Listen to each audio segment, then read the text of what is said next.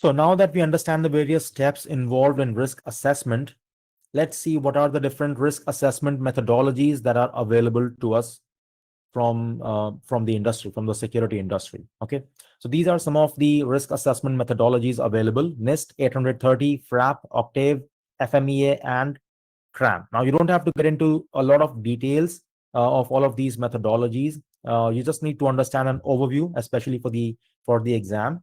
But pay special attention to NIST 830 because that is where the exams focus is most of the times when it comes to the questions. Okay, so that is NIST 800. So let's go ahead with risk assessment methodologies. Now, before we start, let me tell you that the approach for most of these risk assessment methodologies is mostly the same. However, they differ in terms of where they are focusing.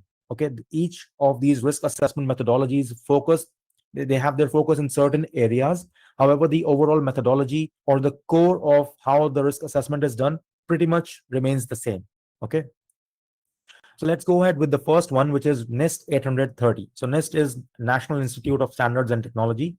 It is an institute that creates various standards, procedures, guidelines, and various other documentation that must be followed by U.S. government agencies. Okay, so NIST standards are must for U.S. government agencies, for U.S. federal agencies.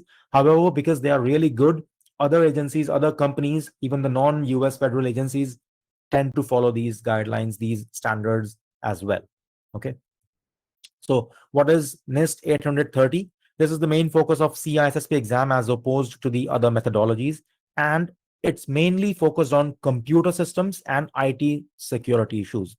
So if you are trying to analyze the risk of certain computer systems or of IT systems, then you can use this methodology because that is where it is mainly focused. Okay, so it does not address higher level strategic risks. So if you're trying to assess the risks of the organization overall from a very high level, from a strategic point of view, then this standard is not for you. However, if your focus is on computer systems and addressing the IT risks, then yes, you can go ahead with this standard. Okay, next one is FRAP, which stands for Facilitated Risk Analysis Process. Okay, so this is a very, very narrow-minded approach to risk analysis.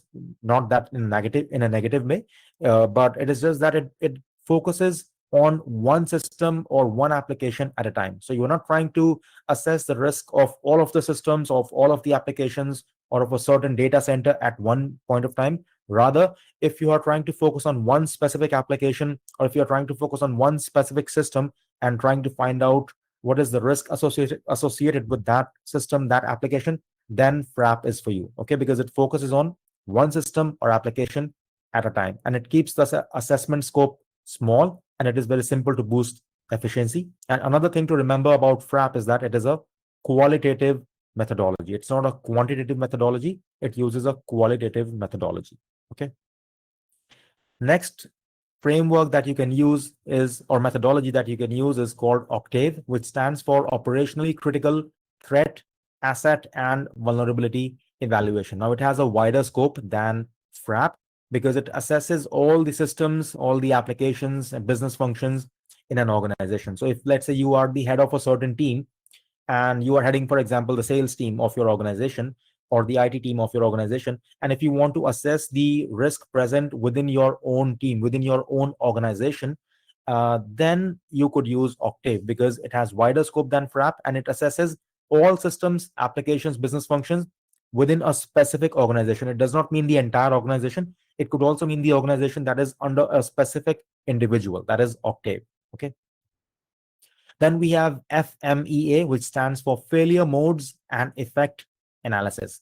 Now, this is used to determine functional failures and processes involved and to fix the flaws. So this is mainly used in product development. For example, let's say you are developing a computer system, or maybe let's say you are building a car. Okay, your company makes cars. So that is a product, right? So you could use FMEA to identify the various risks that are present in all of the steps related to building of the car.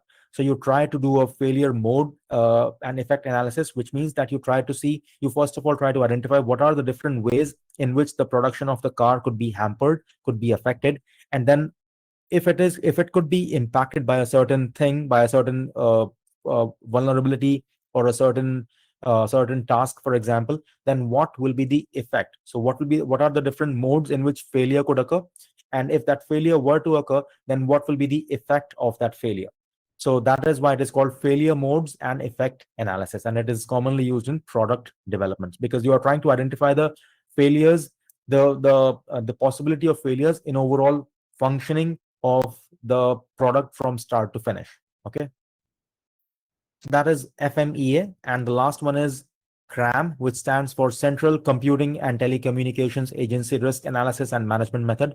And this methodology utilizes questionnaires, it utilizes formulas, reporting, etc., using automated tools. And that's all you have to remember about all of these methodologies. Like I said, you don't have to get into details of each of these methodologies, but whatever I just explained or provided, that should be sufficient. Okay. And that is about it. So that's all about risk assessment.